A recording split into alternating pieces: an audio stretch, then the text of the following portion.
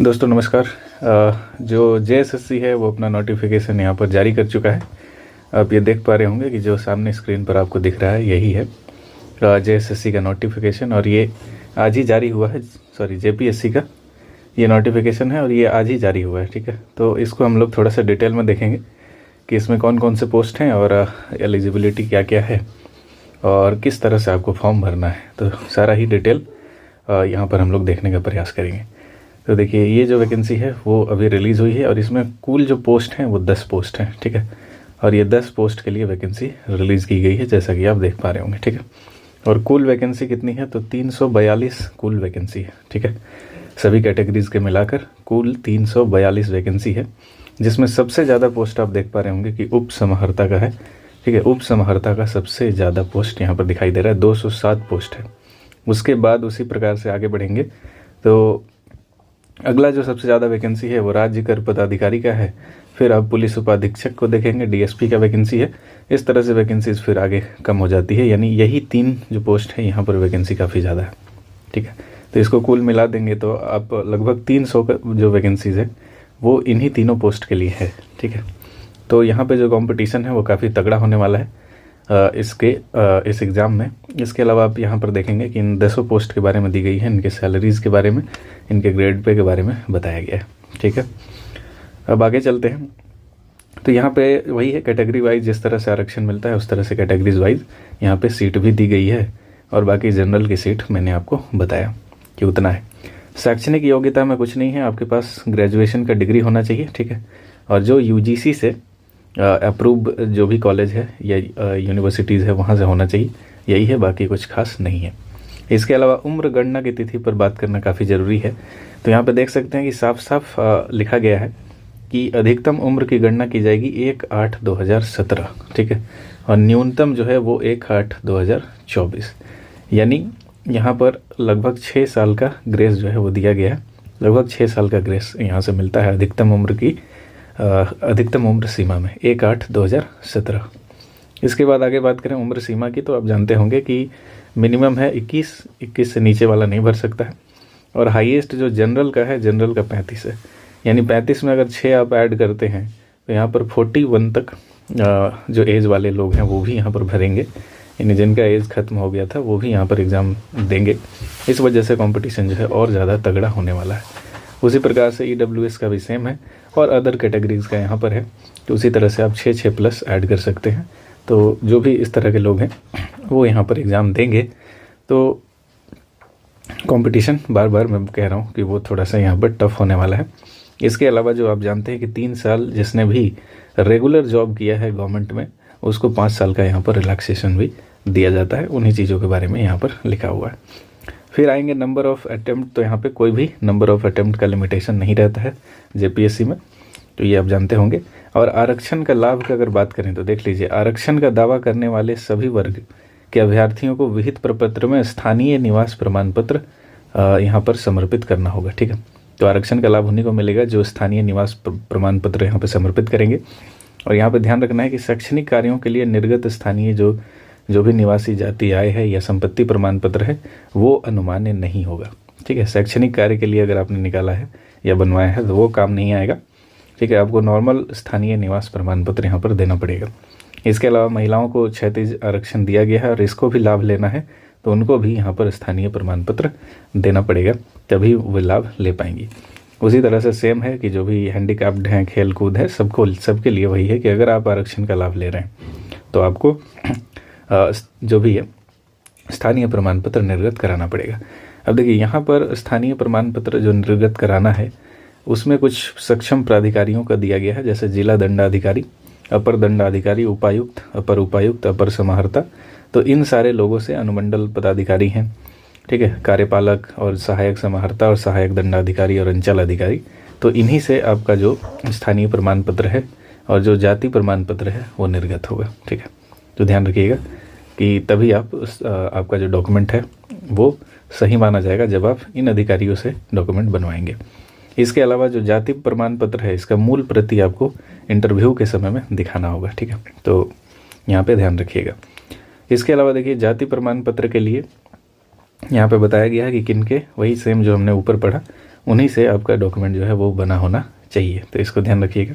उसी प्रकार से EWS हो, OBC हो, सब में वही चीज़ें बताई गई हैं कि डॉक्यूमेंट जो है उन्हीं पदाधिकारियों से बना होना चाहिए और कुछ खास नहीं है, या अगर जो आपने पहले बनाया होगा तो वही डॉक्यूमेंट यहाँ पर काम करेगा।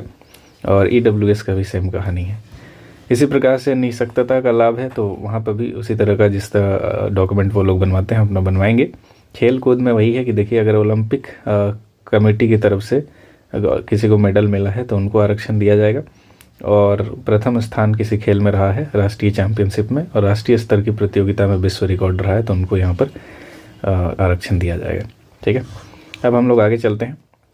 तो यहाँ पे देखिए क्लियरली कहा गया है कि अभ्यर्थी द्वारा ऑनलाइन आवेदन में आरक्षण कोटि से संबंधित किए गए दावे नियुक्ति की प्रक्रिया के बीच में बदलाव नहीं होगा। यानी जो भी आप कैटेगरी फिल करेंगे तो यहाँ पे ध्यान रखिएगा कि उस कैटेगरी को अच्छे से ध्यान से फिल कीजिएगा, क्योंकि बाद में बदलाव नहीं किया जाएगा। यहाँ पे साफ साफ लिखा हुआ है और ये हर फॉर्म में लिखा रहता है, तो ये कोई बहुत बड़ी बात नहीं है। और अभ्यर्थी द्वारा अपने ऑनलाइन आवेदन में किए गए दावों के अनुसार सभी मूल प्रमाण पत्रों को अंतिम तिथि, ठीक है, प्रस्तुत करने की अंतिम तिथि उनके अंतर्वीक्षा ने साक्षात्कार हेतु अभिलेख सत्यापन के क्रम में प्रस्तुत करने की तिथि होगी। यानी अंतिम तिथि जो आपको प्रस्तुत करना है वो आपका इंटरव्यू होगा वहाँ पर। ये भी आप जानते होंगे कि फाइनली वहीं पे सारा जो डॉक्यूमेंट है वो वेरीफाई होता है। उसी तरह से यहाँ पे कुछ पदों के लिए बताया गया है कि अगर आप इन पदों के लिए फॉर्म भर रहे हैं तो यहाँ पर आपको इन सारी चीज़ों, यानी ये जो शारीरिक चीज़ें हैं वो नहीं होनी चाहिए। यानी मेडिकल होगा यहाँ पर, जैसे पुलिस उपाधीक्षक या DSP का जो पोस्ट है और जिला समादेष्टा का है, इन 2 पोस्टों के लिए आपका मेडिकल कराया जाएगा और उन मेडिकल में ये सारी चीज़ें आपकी नहीं होनी चाहिए। यानी कोई भी हड्डी या जोड़ों का कोई रोग नहीं होना चाहिए, मानसिक विकृति या दौरा पड़ने वाला सिस्टम नहीं होना चाहिए, हृदय या रक्त वाहिकियों के संबंध में कोई भी रोग नहीं होना चाहिए, रक्तदाब सामान्य हो, ठीक है, ब्लड प्रेशर का कोई रोग नहीं होना चाहिए, शारीरिक अपंगता नहीं होनी चाहिए।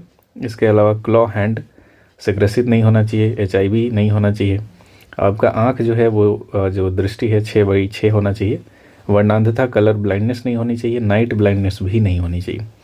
उसी तरह से आपका ECG और EEG सामान्य होनी चाहिए, श्रवण क्षमता आपकी बेहतर होनी चाहिए, सामान्य होनी चाहिए, और हाइड्रोसिल और बेरिकोसिल और पाइल्स का रोग भी नहीं होना चाहिए, और ना ही कोई चर्म का रोग होना चाहिए। ठीक है, तो ये बताया गया है 2 पोस्ट के लिए। ठीक है, जो DSP का पोस्ट है और जिला समादेष्टा का पोस्ट है, इन 2 पोस्टों के लिए ये सारी चीज़ें नहीं होनी चाहिए।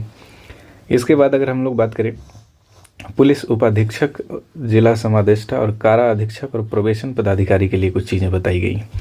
तो यहाँ पे आपका हाइट की बात की गई है, तो यहाँ पे ध्यान रखिएगा वही फॉर्म भरेंगे जिनका हाइट 165 सेंटीमीटर है। इसमें जनरल और OBC, ठीक है, OBC EBC के पुरुष उम्मीदवार आएंगे, 165 आपका हाइट होनी चाहिए, और जो SC ST के उम्मीदवार हैं उनके लिए 162 सेंटीमीटर हाइट होना चाहिए। वही जो अनारक्षित, पिछड़ा या अत्यंत वर्ग की महिलाएं हैं उनके लिए 155 है, और SC ST की जो महिलाएं हैं उनके लिए 152 है। तो इस तरह से डेट रखा गया है। इसके अलावा सीना में देख लीजिए, फुलाकर 81 होना चाहिए, बिना फुलाए 79 होना चाहिए, इन 4 पोस्टों के लिए। तो हाइट भी यहाँ पर मैटर कर रहा है। अगर आपका ये हाइट होगा तभी आप फॉर्म भरेंगे, अदरवाइज आप फॉर्म नहीं भर सकते। इसके अलावा एग्जामिनेशन तो आप जानते हैं 2 स्टेज में होता है, एक प्रीलिम्स होता है, एक मेंस होता है। ठीक है, तो इसको हम लोग बात करेंगे।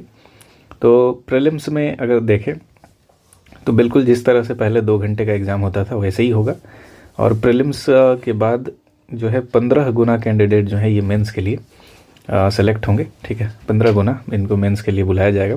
और मेंस एग्ज़ाम में उसी तरह से 6 पेपर होता है। 6 पेपर में से आपका जो पहला पेपर होता है वो होता है क्वालिफाइंग। ठीक है, तो यहाँ पे देख सकते हैं उसमें 30 नंबर लाना होता है। पेपर 1 जो होगा मिनिमम क्वालिफाइंग मार्क्स है वो, तो ये क्वालिफाइंग होता है। और बाकी 2 से लेके 6 तक यानी जो 5 पेपर होते हैं वहाँ पे आपको क्या करना है, तो वहाँ पे उसी से आपका मेरिट लिस्ट बनेगा। ठीक है, 2 से लेके 6 तक जो पेपर हैं उन्हीं से आपका मेरिट लिस्ट बनता है। तो उसी तरह से फिर आगे चल के कट ऑफ तय होता है, और जब आप उस कट ऑफ को पार करते हैं तो 2.5 गुना लोगों को यहाँ पर इंटरव्यू के लिए सेलेक्ट किया जाता है। ठीक है, तो 2.5 गुना लोग आगे जाते हैं और ये इंटरव्यू तक पहुँचते हैं, तो इसी को ध्यान रखना है आपको। इसके अलावा मिनिमम जो क्वालिफाइंग मार्क्स है वो सब रहता ही है, वो सब जानती हैं कि बाद में कट ऑफ तय होता है। और जो इंटरव्यू आपका होता है, इंटरव्यू टेस्ट, ये होता है 100 मार्क्स का। ठीक है, 100 मार्क्स का ये होता है। और फिर फाइनल मेरिट लिस्ट जो है उन्हीं जो 5 पेपर हमने देखा रिटन एग्जामिनेशन में और इंटरव्यू को मिलाकर, ठीक है, ये आपका फाइनल मेरिट लिस्ट बनता है। आगे बढ़ते हैं। देखिए मेरिट लिस्ट किस तरह से बनता है, तो इसमें ये क्वालिफाइंग मार्क्स दिया रहता है कि 40% आपको लाना होता है, लेकिन जो कट ऑफ है वो आप जानते हैं कि काफ़ी ज़्यादा जाता है, तो उसी हिसाब से तैयारी जो है वो यहाँ पर करनी होगी। तो इस तरह से ये कुछ कट ऑफ्स यहाँ पर दिए हुए हैं कि इतना इतना आपको मिनिमम लाना होगा। अब आगे हम लोग चलते हैं, इधर कुछ खास नहीं है। सर्विस एलोकेशन भी मैंने पीछे बताया कि किस तरह से आप भर सकते हैं, तो वो आगे चल के प्रोसेस है, उसमें भी कुछ खास आपको नहीं करना है। कुछ रिकमेंडेशन यहाँ पर है, ये भी आपके काम का नहीं है, ठीक है। वो रैंक वगैरह का है कि किस तरह से आगे चल के रैंक आपका बनता है और अपॉइंटमेंट मिलता है, तो वो कुछ खास अभी काम का नहीं है, उसके लिए बाद में देखा जाएगा। फिर यहाँ पे कैंडिडेचर की बात करें तो फिर आगे चल के यहाँ पर हम लोग कैंडिडेचर के बाद अब आ जाएंगे स्कीम ऑफ एग्जामिनेशन, जो कि ज़्यादा इम्पॉर्टेंट है। तो आपका जो प्रिलिमिनरी एग्ज़ाम होगा ये 400 मार्क्स का होगा। 2 पेपर यहाँ पर लिया जाता है, ठीक है, 2 पेपर होता है और ये केवल स्क्रीनिंग टेस्ट होता है। इनका मार्क्स जो है आगे चल के जो मेरिट लिस्ट है उसमें नहीं जुड़ता है। यहाँ पर लिखा है will not be counted for determining there final merit list, तो इसमें कोई काम नहीं आता है। यहाँ पे ध्यान ये रखना है कि नेगेटिव मार्किंग इसमें नहीं होता है, नो नेगेटिव मार्किंग आप देख सकते हैं इनकरेक्ट आंसर के लिए प्रिलिमिनरी एग्जामिनेशन में। तो यहाँ पे वही सारा लिखा हुआ है कि OMR में अगर आप 1 से ज़्यादा आंसर देते हैं तो वो गलत माना जाता है, तो वो सारा चीज़ आप जानते हैं। क्वेश्चन को ब्लैंक छोड़ देते हैं तो वो मतलब हो गया कि नो आंसर आपने दिया ही नहीं है, तो ये चीज़ है। इसके बाद आगे बढ़ते हैं। सिलेबस की बात करें तो देखिए सिलेबस यहाँ पर क्लियरली लिखा रहता है, जानते हैं JPSC में। तो यहाँ पे जनरल स्टडीज़ पेपर 1 है और पेपर 2 है। तो पेपर 1 जो है यहाँ पे नॉर्मल जो आपका हिस्ट्री ऑफ इंडिया है, ज्योग्राफी है, पॉलिटी है, साइंस है, तो ये सारा रहता है। और इस तरह से देखिए तीनों सेक्शन से हिस्ट्री के 5-5 क्वेश्चन यानी कुल 15 क्वेश्चन आते हैं और ये एक क्वेश्चन 2 मार्क्स के होते हैं, ठीक है, और 100 क्वेश्चन कुल आपको मिलेगा। उसी तरह से ज्योग्राफी में आप देख सकते हैं जनरल ज्योग्राफी से 3 क्वेश्चन, फिजिकल से 3 क्वेश्चन, इकोनॉमिकल ज्योग्राफी से 2 और सोशल एंड डेमोग्राफिक से 2, यानी कुल 10 क्वेश्चन ज्योग्राफी से होंगे। फिर पॉलिटी से भी 10 क्वेश्चन होंगे, जिसमें कॉन्स्टिट्यूशन ऑफ इंडिया से 4 है, public administration and good governance से 4 है और डिसेंट्रलाइजेशन यानी पंचायत एंड म्यूनिसिपैलिटीज से 2 है, तो कुल 10 क्वेश्चन है। इकोनॉमिक एंड सस्टेनेबल डेवलपमेंट में आएंगे तो बेसिक फीचर जो भी आधारभूत चीज़ें हैं इकोनॉमिक्स की, वहाँ से 4 क्वेश्चन आता है। और जो सतत विकास है और जो भी आर्थिक समस्याएं हैं, इशूज़ हैं, वहाँ से 4 क्वेश्चन, ठीक है। और जो भी आर्थिक सुधार है, ग्लोबलाइजेशन है, वहाँ से 2 क्वेश्चन, यानी कुल 10 क्वेश्चन यहाँ से आता है। उसी तरह से साइंस एंड टेक्नोलॉजी में जनरल साइंस से 6 क्वेश्चन आता है। कृषि और जो भी टेक्नोलॉजी है वहाँ से 15, मतलब कुल मिला के 15 है, तो यहाँ से 6 आएगा। और information and communication IT sector से 3 क्वेश्चन आता है इस तरह से। और यहाँ पे झारखंड स्पेसिफिक 10 क्वेश्चन आते हैं इस पेपर में, ठीक है, जो general awareness, history, society, culture और हेरिटेज से हो सकते हैं। करंट अफेयर्स आपका साफ साफ यहाँ पर 15 क्वेश्चन लिखा रहता है, ठीक है, तो यहाँ पे इतना सारा है। इसके अलावा कुछ मिसलेनियस हैं जिनमें इस तरह से 15 क्वेश्चंस आते हैं, जिनमें ह्यूमन राइट्स से आ सकता है, जो भी इन्वायरमेंटल यानी पर्यावरण सुरक्षा, बायोडाइवर्सिटी, क्लाइमेट चेंज, जलवायु परिवर्तन से क्वेश्चन आता है। शहरीकरण, अर्बनाइजेशन से आता है। स्पोर्ट्स, खेलकूद से, डिजास्टर मैनेजमेंट आप जानते हैं, आपदा प्रबंधन। पॉवर्टी एंड अनएम्प्लॉयमेंट यानी गरीबी और बेरोजगारी से भी क्वेश्चन आता है। अवार्ड से आता है और यूनाइटेड नेशंस और इसकी जो भी संस्थाएं हैं और भी अंतर्राष्ट्रीय, वहाँ से क्वेश्चन आता है। तो यही है पेपर 1, जिसमें जनरली आप देखेंगे कि जो GK का हर सेक्शन को टच किया जाता है JPSC के द्वारा। उसी प्रकार से अगर पेपर 2 की बात करें तो पेपर 2 में देख लीजिए, यहाँ भी 100 क्वेश्चन होगा और प्रत्येक क्वेश्चन 2 अंक का होगा, यानी 200 मार्क्स का ये भी पेपर होता है। पेपर 2 जो है ये भी 2 घंटा इसमें भी आपको मिलता है। तो झारखंड के इतिहास से कुल 8 प्रश्न आता है, ठीक है। यहाँ पर जो ये शासन व्यवस्था है, यहाँ से कुल 8 क्वेश्चन यानी 16 क्वेश्चन आता है, ठीक है। तो यहाँ पे देखिएगा कि जातीय पंचायत शासन व्यवस्था से 2 क्वेश्चन आता है, बाकी सबसे 1-1 क्वेश्चन आता है, जितना भी शासन व्यवस्थाएं हैं। उसी तरह से झारखंड आंदोलन जो कि बहुत ज़्यादा इंपॉर्टेंट है, यहाँ से 7 क्वेश्चन आता है, ठीक है, 7 क्वेश्चन आता है, जिसमें झारखंड के विभूति और झारखंड आंदोलन एवं राज्य गठन से यहाँ पे देख सकते हैं 2-2 प्रश्न, बाकी 1-1 प्रश्न आता है। उसी तरह से झारखंड के विशिष्ट पहचान से देखें तो 5 प्रश्न आता है 10 मार्क्स का, और सबसे 1-1 क्वेश्चन आता है, यानी सामाजिक, सांस्कृतिक, राजनीतिक, आर्थिक, धार्मिक, सबसे 1-1 क्वेश्चन आता है। उसी तरह से लोक साहित्य, नृत्य, संगीत, वाद्य यंत्र से 5 क्वेश्चंस आता है, यहाँ पे देख सकते हैं। साहित्य से 1 है, कला लोक नृत्य से 1 है, संगीत वाद्य यंत्र से 1 है, जो भी स्थल हैं वहाँ से 1 है, और आदिवासियों की जो विशेषताएं हैं वहाँ से 1 है। साहित्य और साहित्यकार से देखिए कुल 5 क्वेश्चन है। उसी तरह से शिक्षण संस्थानों से 3 क्वेश्चन है। खेल कूद से फिर 5 क्वेश्चन है। CNT और SPT काफ़ी बड़ा रोल निभाता है, 5-5 10 क्वेश्चन यहाँ से मिल जाते हैं, और भी जो भी अधिनियम है 2 क्वेश्चन, यानी कुल 12 क्वेश्चन इन तीनों एक्ट से, या जो भी 3-4 एक्ट हैं वहाँ से आ जाते हैं। खनिज संपदा जंगल पहाड़ से 10 क्वेश्चन आ जाते हैं। औद्योगिक जो नीतियाँ हैं, जो भी पुनर्वास नीतियाँ, वहाँ से 6 क्वेश्चन हैं। उद्योगों का नाम हो या औद्योगिक विकास की बात हो, वहाँ से 5 क्वेश्चन कुल आ जाते हैं। और योजनाएं उपयोजनाएं काफ़ी इंपॉर्टेंट है, 5 क्वेश्चन यहाँ से भी आता है। फिर जंगल प्रबंधन वन्य जीव संरक्षण से 5, और इसी तरह से जो मिटिगेशन एडेप्टेशन है पर्यावरण से रिलेटेड, वहाँ से 7 आता है। डिजास्टर मैनेजमेंट से 5 है, और जो भी समसामयिक यानी करंट अफेयर्स वगैरह मिला के यहाँ पे 7 क्वेश्चन है। तो इस तरह से सिलेबस इसका क्लियरली बता दिया जाता है कि कौन से टॉपिक से क्वेश्चन आने वाले हैं। तो ये हो गया पेपर 2 में कि इतने सारे टॉपिक्स को आपको कवर करना होगा, और समय काफ़ी कम है। 17 मार्च को एक्सपेक्टेड एग्ज़ाम जो है डेट JPSC के द्वारा बताया गया है। तो ये पेपर 2 हो गया। अब हम लोग यहाँ पर मेंस की अगर बात करें तो मेंस में आप जानते हैं कि जब पेपर 1 जो होता है, कुल 6 पेपर होता है, जिसमें पेपर 1 आपका हिंदी और इंग्लिश का है, जनरल हिंदी, और ये क्वालिफाइंग होता है। ठीक है, 50-50 नंबर का दोनों सेक्शन होता है, 3 घंटे चलता है, 100 मार्क्स का होता है। आप देख सकते हैं कि क्वालिफाइंग इन नेचर होता है, यानी इसमें से आपको 30 मार्क्स लाना है दोनों को मिला के, और इसका जो है मेरिट लिस्ट में नहीं जोड़ा जाता है। ये भी चीज़ यहाँ पे लिखा हुआ है, not be counted in final merit list. Paper 2 में आपका जो लैंग्वेज पेपर है वो होता है लैंग्वेज एंड लिटरेचर। तो यहाँ पे आप देख सकते हैं कि हिंदी को भी शामिल कर दिया गया है, तो हिंदी भी यहाँ पे शामिल है, बाकी अदर लैंग्वेज जो हैं वो शामिल हैं ही।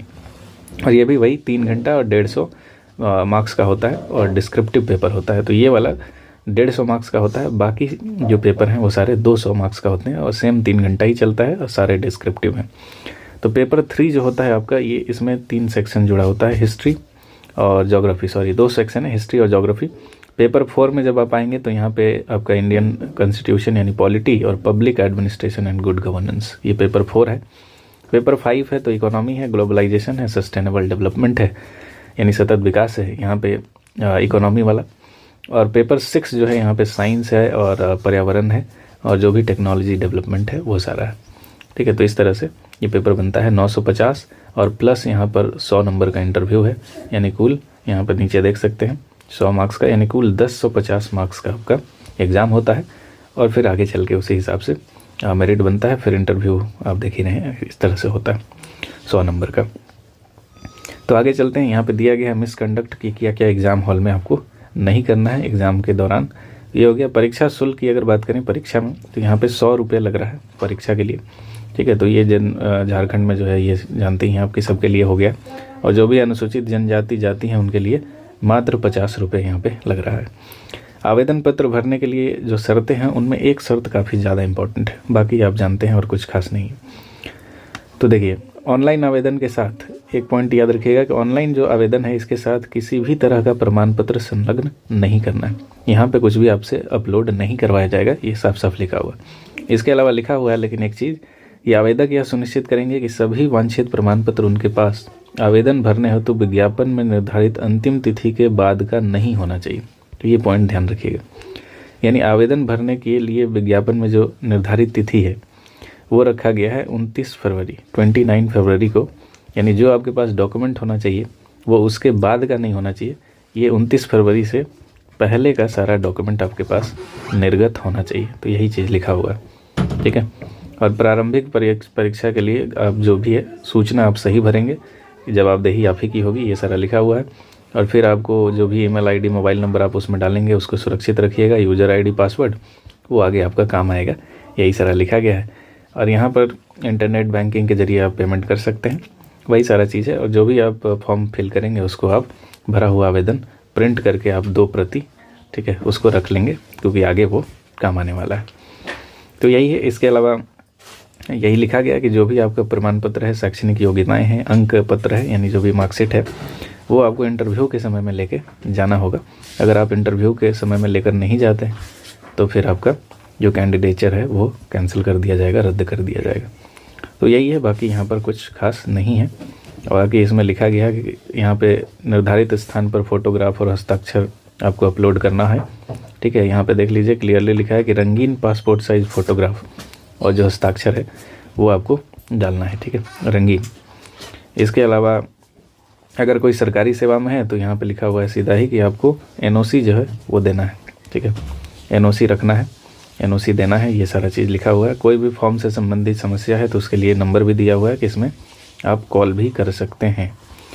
इसके अलावा जो भी है माता पिता का जो नाम होगा वो मैट्रिक के सर्टिफिकेट के अनुसार ही आपको डालना है, जो आप हर एग्ज़ाम में डालते आ रहे हैं वही चीज़ें। और जो भी आपका जन्म तिथि है उसको वेरीफाई करने के लिए 10th बोर्ड का जो सर्टिफिकेट है और जो मार्कशीट है उसी को तय किया जाएगा, उसी को आधार बनाया जाता है। और बाकी वही है कि आवेदन भरते समय आपको ध्यान रखना है कि शैक्षणिक योग्यता, उम्र, दिव्यांगता, जाति, स्थानीय निवासी, भूतपूर्व सैनिक, खेलकूद, झारखंड सरकार के अंतर्गत सेवा, ये सारा विवरण ऑनलाइन आवेदन पत्र में निर्धारित कंडिकाओं में अवश्य प्रविष्ट करेंगे। यानी वहाँ पे जो भी आपको मांगा जाएगा वो आपको देना है। और साक्षात्कार के समय आपको मूल प्रति प्रस्तुत करनी है, ठीक है। तो वहाँ पे हो सकता है आपसे कि नंबर मांगा जाए उन सर्टिफिकेट्स का, तो वहाँ पे सर्टिफिकेट देना है, आपको कोई डॉक्यूमेंट अपलोड नहीं करना है, सर्टिफिकेट का केवल नंबर देना होगा, प्रमाण पत्र आपको नहीं देना, ठीक है। और बाद में आपको मूल प्रति जो है वो इंटरव्यू के समय में देना है। बाकी सारी वही चीज़ें लिखी हुई हैं कि आवेदन शुल्क वापस नहीं किया जाएगा, ठीक है। और इसमें कुछ खास नहीं है, गलत सूचना आपको नहीं देना है। अंतिम तिथि अगर देख लें तो देखिए 1/2 से फॉर्म शुरू हो रहा है और ये 29/2 यानी 29 फरवरी तक शाम 5 बजे तक ये चलेगा।